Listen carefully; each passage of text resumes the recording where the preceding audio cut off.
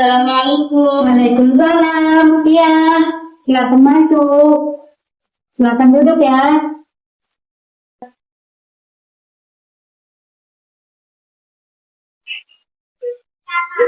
Attending adalah keterampilan memperlihatkan perhatian penuh kepada konseli, sedangkan respon minimal adalah tanggapan singkat yang digunakan untuk menunjukkan bahwa konselor mendengarkan dan mendorong konseli melanjutkan pembicaraan. Keduanya sangat penting untuk menciptakan komunikasi yang efektif dalam proses konseling. Tadi kesini naik apa ya? Tadi saya datang ke sini naik motor, Kak.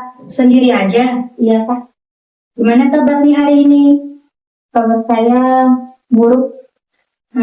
Oh iya deh, sebelum kita memasuki sesi konseling, di sini ada 3 asas yang perlu Adik ketahui. Yang pertama itu ada asas kesukarelaan, keterbukaan, dan kerahasiaan. Nah, di sini Adik sukarela menceritakan masalah yang dialami Adik. Dan yang kedua itu ada keterbukaan. Adik terbuka mengenai tentang masalah yang Adik alami. Dan yang terakhir itu ada asas kerahasiaan, di mana di sini apa yang Adik sampaikan kepada saya, di sini saya akan merahasiakan kepada siapapun. Bisakah Adik langsung menceritakan apa yang Adik alami? Saya sering tidak merasa nyaman berada di sekolah, Kak. Mengapa bisa? Saya sering dibully, entah itu dari fisik atau dari penampilan. Iya, saya paham. Saya sering tidak merasa nyaman berada di sekolah, Kak. Ya. Saya sering dibully, teman-teman saya sering mengejek saya. Ya, saya paham.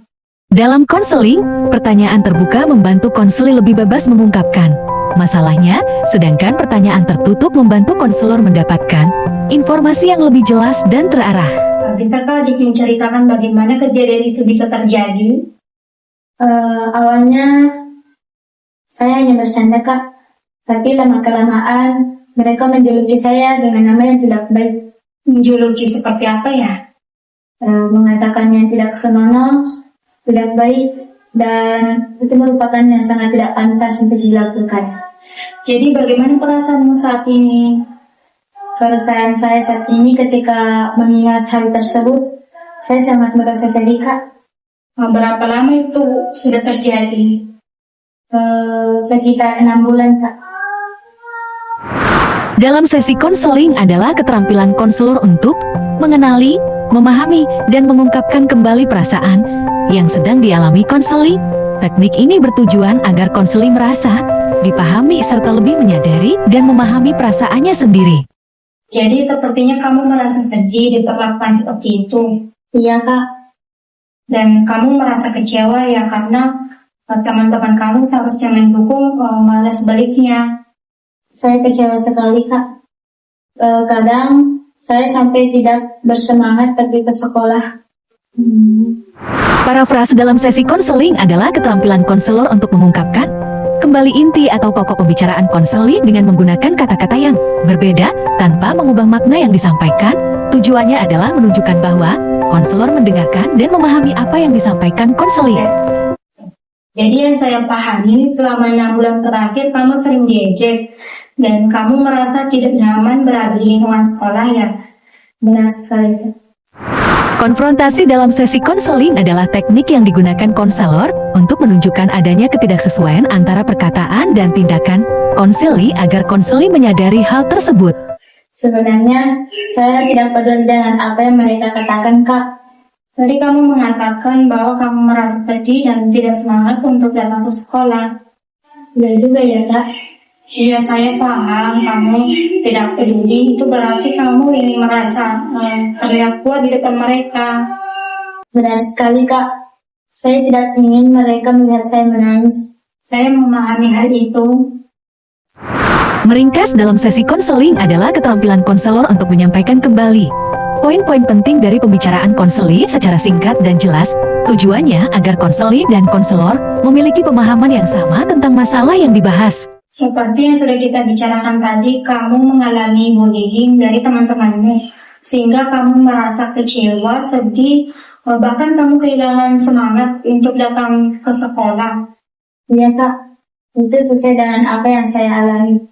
Apakah ada hal lain yang ingin kamu katakan? Tidak kak, saya sudah puas dengan apa yang telah saya lakukan kepada kakak. Mengakhiri dalam sesi konseling adalah tahap ketika konselor menutup sesi konseling setelah tujuan. Pembahasan pada pertemuan tersebut tercapai. Pada tahap ini, konselor biasanya merangkum hasil pembicaraan, memberikan penguatan, dan menyepakati langkah selanjutnya. Terima kasih Ade sudah mau terbuka dan menceritakan pengalamanmu hari ini. Terima kasih juga karena kakak telah mendengarkan cerita saya. Iya deh, saya menghargai keberanian itu. Saya merasa sedikit lega karena telah bercerita dengan kakak. Saya sangat mendengarkan. Jadi pada pertemuan berikutnya kita akan membahas mengenai cara menghadapi bullying dan meningkatkan rasa percaya diri. Baik kak. Jaga dirimu baik-baik ya. Iya kak, terima kasih ya kak. Sama-sama, sampai jumpa pada pertemuan sesi berikutnya. Assalamualaikum kak. Mari saya antar.